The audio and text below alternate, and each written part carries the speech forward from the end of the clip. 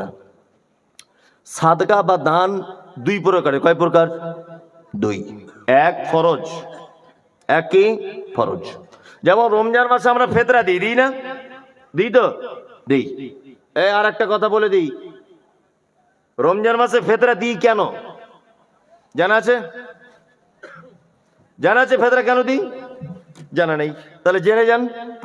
অনেক সময় আমরা রমজানে 10টা রোজা হয় আর ফেতরা দিতে শুরু করি, করি কি করি না? একজনের ফেতরা আল্লাহর দরবারে পৌঁছাবি না কেন, খুব কঠিন আছে, খুব কঠিন। যদি বলছেন এই কথা তুই জীবনে শুনিনি, আমাদের সব হুজুরা বলে দিয়েছে প্রথম রোজা থেকেই দোয়া চলবে। কে বলেছে গোলাম হোসেন?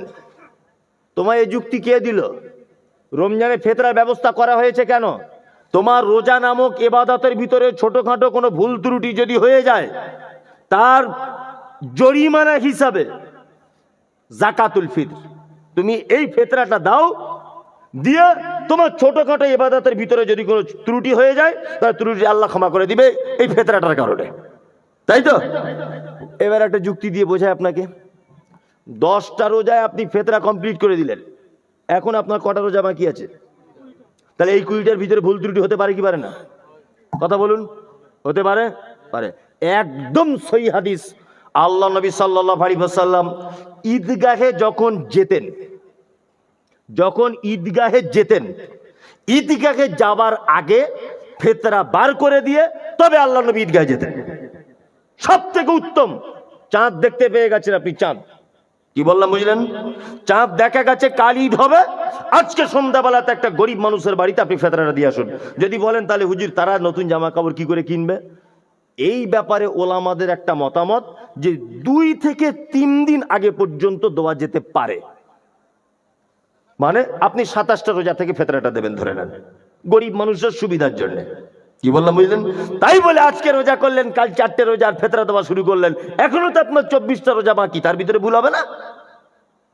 ভুল হবে কি হবে না? হবে।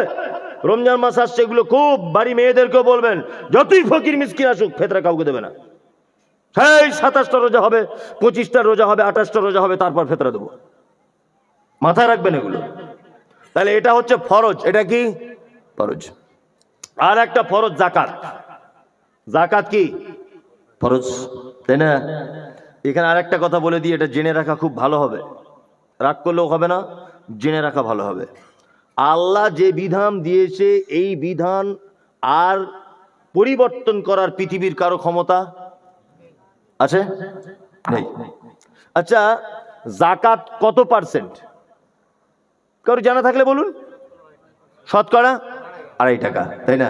টাকার দাম বাড়ুক আর টাকার দাম কমুক, কিয়ামতের আগের দিন পর্যন্ত এটা 2 টাকা বাড়ানা কেউ করতে পারবে? পারবে? এটা কেউ 8 আনা কমিয়ে 2 টাকায় আনতে পারবে?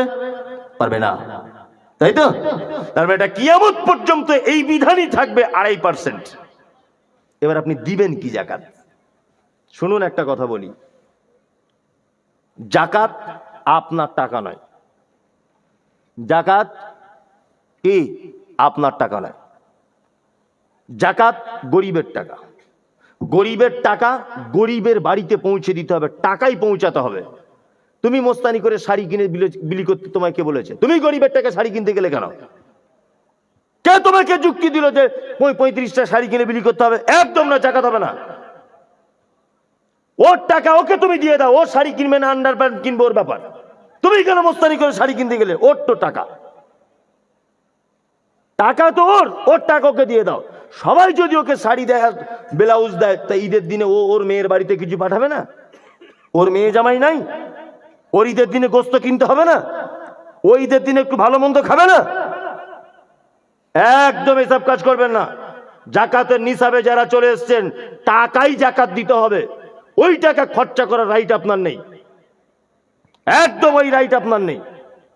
ওকে টাকা বুঝে দিবেন, ও শাড়ি কিনবে না ব্লাউজ কিনবে, ওষুধ কিনবে, ওর ব্যাপার।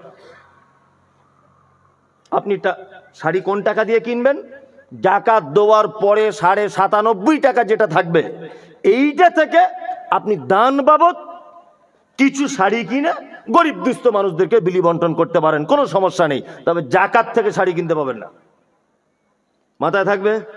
যাকাত আপনার টাকা নয়, আপনি ওর টাকা খরচা করলে আপনার রাইট নেই। ওর টাকা খরচা করার রাইট আপনার নেই, খুব সাবধানে থাকবেন। এবার আরেকটা কথা বলি, যারা শাড়ি শাড়ি বিলি করেন, এদের যে কিয়ামতের দিন কি করবে আল্লাহ ভালো জানে।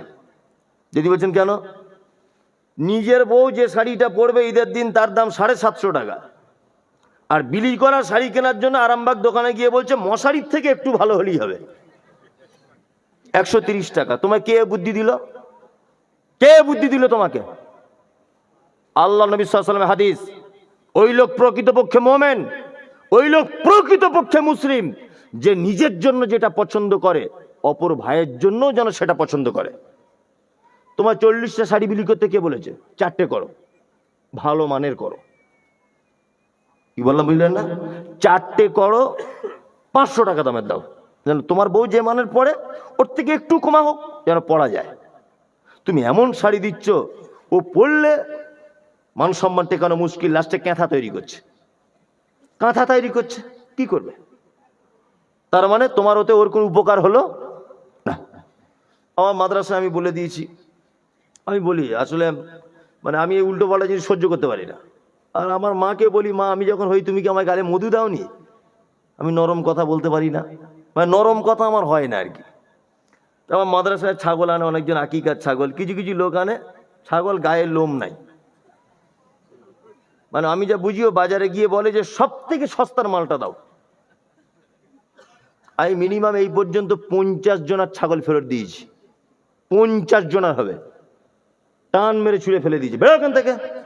তোর ছাগলের জন্য কি মাদ্রাসা বসে আছে? নাক দিয়ে সিগনি গড়াচ্ছে, খোঁড়া ঠ্যাং, আর তুই মাদ্রাসায় দিতে এসছিস? আল্লাহর আর অন্য কোনো এ নেই তোর এইটা কবুল করার জন্য বসে আছে সে? বিয়াদব কোথাকার, ভালো জিনিস দান করতে হবে, একদম নয়, কোনো খারাপ জিনিস দান করবেন না, ফেলে দেবেন। মাদ্রাসাটা মাঠে, এই তো এনে জানে সব সবজিওয়ালারা সবজি টবজি চাষ করে, কানা বেগুন দিয়ে যায়, সব ছুঁড়ে ফেলে দিই পানিতে, ওখান থেকে। তোর কানা বেগুন দান করতে কে বলেছে? দিলে 2 কিলো দে, ভালো বেগুন দে।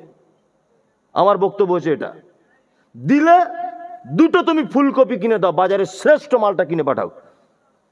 ও কি, একজন আমায় ফোন করে বলছে, হুজুর আপনার মাদ্রাসার সব ছেলেদের একদিন বিরিয়ানি খাওয়াবো, বোম্বে থেকে ফোন করছে, বোম্বে না পুনে না কোথায়, ওখানে থাকে।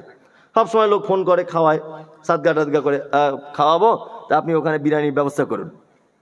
আমি বলছি ভাই আর কি থাকবে? বলছি রসগোল্লা থাকবে। বলছি কত দামের রসগোল্লা? বলছে 5 টাকা দামের হয়। রসগোল্লা ক্যান্সেল, রসগোল্লা বাদ দিয়ে অন্য কিছু বলুন। তার মানে আপনি যখন নিয়ত করেছেন দান করবেন, শ্রেষ্ঠটা করবেন, রসগোল্লা বাদ দিয়ে দেন, কিন্তু 4 টাকার পিস খুঁজছেন কেন? 10 টাকারটা খাওয়ান। যদি বলছেন হুজুর আমার তো এত টাকা নেই, তাহলে ওই অপশনটাই বাদ দিয়ে দেন, ওটা রাখবেন কেন আপনি? আমার উদ্দেশ্য বলার এটা, দান যখন করবেন উত্তম জিনিস করবেন। আপনি তো আল্লাহর নিকটে পেশ করছেন, এটা কি বললাম, আল্লাহর নিকটে আপনি পেশ করছেন।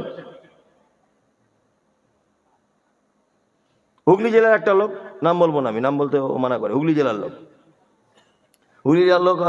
ফোন করে বলছে হুজুর আপনার আমি যতদিন বেঁচে থাকবো আপনার মাদ্রাসার যত চাল লাগবে আমি একাই দেবো, যত চাল। তা প্রতিদিন এখন 80 কেজি 90 কেজি চাল লাগে প্রায় 3 বেলাতে, ও একাই দেয় যত চাল লাগে। তা আমি একদিন এমনি ঠাট্টা করে ওনাকে বলেছি যে ভাই একটু মোটা চাল দিলে হয় না? মোটা চাল কম দামের হলে চলবে, মাদ্রাসা তো। তখন আমাকে লোকটা গম্ভীর মেজাজে বলছেন, আল্লাহু আকবার, আপনি এত সর্বনাশের পথ আমাকে ঠেলে দিচ্ছেন একজন আলেম হয়ে। আমি বললাম কেন? বলছে আপনারাই তো বলেন উত্তম জিনিস দান করতে হয়, আমি বাজারের সর্বশ্রেষ্ঠ মিনিকেট চালটা আপনার মাদ্রাসায় পাঠাবো। 52 টাকা কেজি চাল পাঠায়। অবাক হই আমি, কি মানসিকতা! আপনাকে বলছি দান অল্প করবেন, উত্তম জিনিসটা করবেন, যেটা আপনি নিজের জন্য পছন্দ করেন, কি বললাম বুঝলেন না, সেটা করবেন, অপরকে দেবেন কিনে। আপনি লুঙ্গি পরছেন আব্দুল্লাহ ব্র্যান্ডের ভালো লুঙ্গি, আর ওকে কিনে দিচ্ছেন কি খায়রুল্লাহ 135 টাকা দামের, ও কবুল হবে না, কখনো কবুল হতে পারে না। ওই জন্য বলছি দান 2 প্রকারের, এক হচ্ছে ফরজ হয়ে গেল। এবার জাকাত দেওয়ার পরে, সংসার চালানোর পরে, 97 টাকা থেকে সংসার চালানোর পরে যে মালটা বেঁচে যাবে তার নাম কি? হ্যাঁ, অবশিষ্ট মাল। এই অবশিষ্ট মালটা যখন আপনি আল্লাহর রাস্তাতে দান করবেন তখন হবে এর নাম নফল দান বা সাদাকা। আর একটা কথা বলি, এটা খুব দামি কথা, দান দুই প্রকারের। আবার এই নফল দান কয় প্রকারের? কয় প্রকারের? দুই। এক হচ্ছে সাদকায়ে জারিয়া, আর একটা হচ্ছে সাধারণ দান। যেমন আপনি আরামবাগে হোটেলে ভাত খাচ্ছিলেন, একটা বউ দুটো বাচ্চা নিয়ে হোটেলের বাইরে দরজার সামনে দাঁড়িয়ে আছে, এরকম দেখতে পাওয়া যায় না? যায়। আপনার মনে দয়া হলো, ইস আমি বিরিয়ানি ভাত খেলাম, বউটাকে আর ওই মেয়ে দুটোকে দুটো ভাত খাইয়ে দিই। ভাত দুটো খাইয়ে দিলেন, এটা কিন্তু ভালো দান, কিন্তু এটা সাধারণ দান। এটা কি? সাধারণ দান।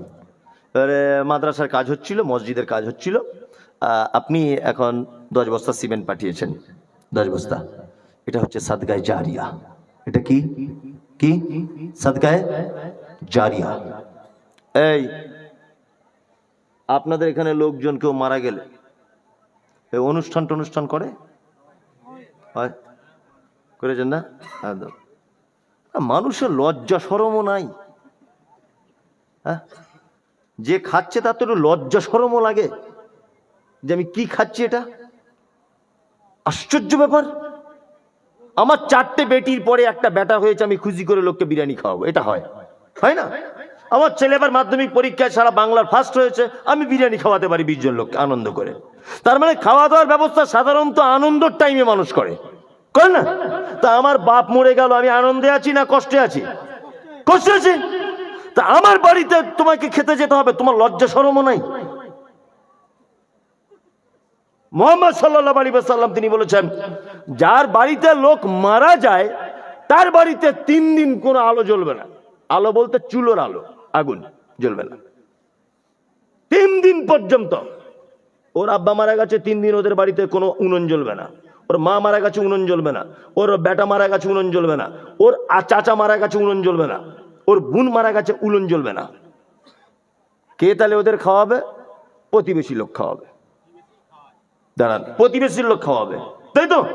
তবে 3 দিনের বেশি আর শোক পালন করা যাবে না। 3 দিন শোক পালন শেষ। তুমি কি করো? তুমি এক কাজ করে বা নিজে নিজে রান্না করো আর খাও। মনকে বুঝ দাও যে আমার আব্বা চলে গেছে, আমি আব্বা হয়েছি, আমার আর কদিন পরেই টিকিট। এইভাবে মনে ধৈর্য ধরে থেকে যাও। তারপরে জানাজার সামনে কি বলছে? জানাজার সামনে বলছে, যারা কবর খুঁড়েছেন তারা অমুক তারিখে আসবেন, আর এই 40-এর দিন হচ্ছে আপনার ওই 14ই ফাল্গুন, অবশ্যই থাকবেন। কে এসব বুদ্ধি দিল? কে এসব বুদ্ধি কে দিল? 10 পয়সার নেকি নেই। 1000 লোককে যদি আপনি আপনার বাপের জন্য বিরিয়ানি করে খাবান, 10 পয়সার আপনার বাপের কবরে নেকি নেই। যদি বলছেন কেন? এর নাম সাদকায়ে জারিয়া নয়। আপনার আব্বা মারা গেলে দুটো জিনিস আপনার পক্ষ থেকে হবে, দুটো মাত্র জিনিস। এক, আপনি আপনার আব্বার জন্য দোয়া করতে পারেন। 2, আপনি যদি কোরআনের হাফেজ হন, আপনি কোরআন তেলাওয়াত করলে আপনার বাপ কবরে শুয়ে নেকি পাবে। আর 3, আপনার আব্বার নামে আপনি সাদাকা করুন, জারিয়া। জারিয়া করুন, সাদকায়ে জারিয়া। কি বললাম বুঝলেন? হ্যাঁ, যে দানের ধারাবাহিকতা বজায় থাকে। তুমি যে 1500 লোককে বিরিয়ানি করে খাওয়ালে, দুপুরবেলা রাতের বেলা সব পায়খানা ফিরে দিল, মাল সব বার হয়ে গেল, ও থাকলো? আর তোমাকে যুক্তি কে দিল এত লোককে খাওয়াতে হবে? কে দিল? এই যে তুমি 30,000 টাকা খরচা করলে, এই 30,000 টাকা একটা মাদ্রাসায় গিয়ে একটা ছাদ ঢালাই হচ্ছে না, ছাদটা ঢালাই করে দাও। যে আমার আব্বার জন্য 30,000 টাকা দিচ্ছি, ছাদ ঢালাই রডটা আমার আব্বার জন্য দিয়ে দেন। আপনার মাদ্রাসায় কল নেই, এনেন আমি 50,000 টাকা দিচ্ছি, একটা সাবমার্সেল বসিয়ে নেন আমার আব্বার জন্য। কে তোমাকে বললো ধনী ধনী লোকদেরকে বিরিয়ানি করে খাওয়াতে? কোন নেকির অংশ পর্যন্ত পাবেন না আপনি। এসব বন্ধ করে দেন। আপনি যদি বন্ধ করতেও না পারেন, অন্তত আপনি আজকে আপনার বেটাকে রাতের বেলা বলবেন যে আব্বা, বেটা, আমার পক্ষ থেকে এটা ওসিয়াত, আমি মরে গেলে তোরা যেন এসব করবি না, তোরা আমার জন্য সাদকা করবি মাদ্রাসায় মসজিদে। কি বলছি বুঝতে পারছেন? বলে দেবেন তো? একটা লোক বলুন তো, আমি আমার বেটাদের বলে যাবো মরণের আগে। বলে দেবেন তো? একদম ওই সব ধান্দাতে যাবেন না। জি বলছি 1 মিনিট নিয়ে আর একটা জিনিস হচ্ছে, সেটা হচ্ছে এই দান, সাদকায়ে জারিয়া আর একটা সাধারণ, তাই তো? এবার একটা বলি, জারিয়ার ভিতরে আবার কোনটা উত্তম এটা আপনাদেরকে বুঝতে হবে, ভালো করে বুঝবেন। একটা রুগীর পাতলা পায়খানা হচ্ছে, আমাদেরকে ফিরুন, একটা রুগীর পাতলা পায়খানা হচ্ছে, আর সেই রুগীটার পায়খানা করতে গেছে মাঠে, তাকে একটা সাপে কামড়েছে, বিষাক্ত সাপ। এখন আমি ডাক্তার, তা রুগীটাকে আমার কাছে নিয়ে এসেছে। আচ্ছা এবার বলুন তো দেখি, আমি যদি অরিজিনাল জ্ঞানী ডাক্তার হই, ওর কোন ঔষধটা, কোন ট্রিটমেন্টটা আগে করব? ওর পাতলা পায়খানা হচ্ছে, এদিকে একটা বিষাক্ত সাপ কামড়িয়েছে, কোন ওষুধটা আগে দেবো? সাপেরটা।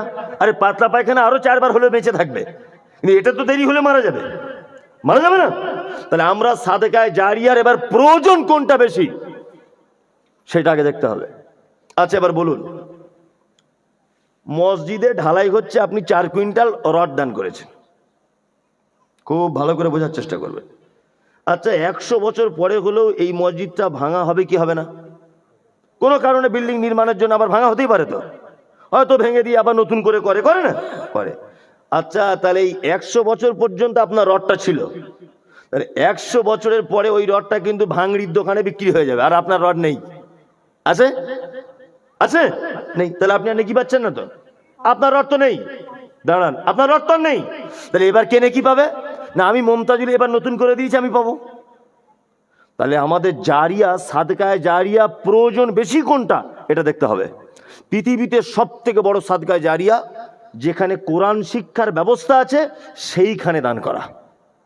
যদি বলছেন কেমন, এটা কথাটা কেমন হলো?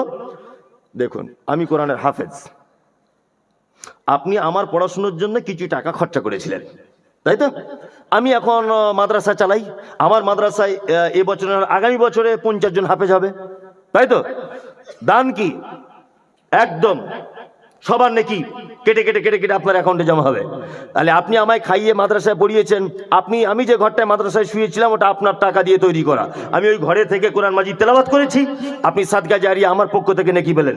আমি একটা ছাত্র তৈরি করেছি, তার পক্ষ থেকে আমি পেলাম, আবার তার পক্ষ থেকে আপনি পেলেন। এক কথাতে এ নেকি কিয়ামত পর্যন্ত আপনার আমলনামাতে অ্যাকাউন্টে ঢুকতেই থাকবে, ঢুকতেই থাকবে অ্যাকাউন্টে। আমি ওই জন্য বারবার বলি, কে বলেছে আপনাকে মসজিদে এসি দান করতে? কে বলেছে আপনাকে মসজিদে টাইলস লাগাতে হবে, এক্ষুনি লাগাতে হবে?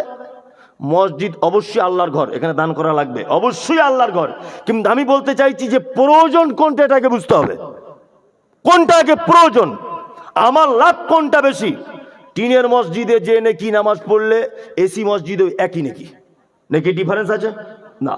ওই জন্য লক্ষ্য রাখবেন যে আপনাকে দান করার আগে লক্ষ্য রাখতে হবে যে কোথায় কোরআন শিক্ষা হচ্ছে, সেখানে আমি আগে দান করব।